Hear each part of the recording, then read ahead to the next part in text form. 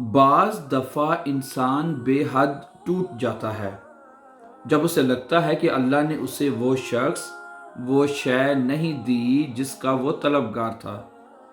وقتی توڑ پھوڑ کبھی اسے اللہ کے قریب کر دیتی ہے اور کبھی اس سے باغی، لیکن وہ رب انسان کو بارہا یہ احساس دلاتا ہے کہ اے میرے بندے، تیرے حق میں میرا فیصلہ تیری چاہ سے بہتر تھا۔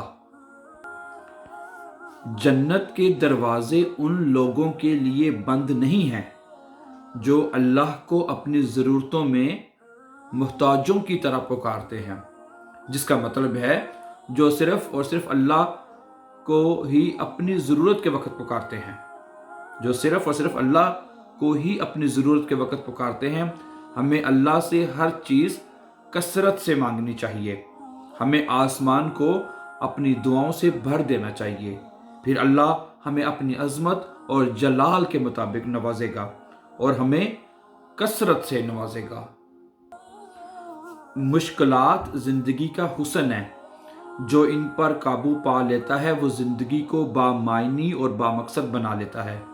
یقین رکھیے، ہر رات کے بعد صبح بخشنے والا آزمائشیں ضرور دیتا ہے۔ یقین رکھیں، ہر رات کے بعد صبح بخشنے والا آزمائشیں ضرور دیتا ہے، لیکن آزمائش میں کبھی تنہا نہیں چھوڑتا۔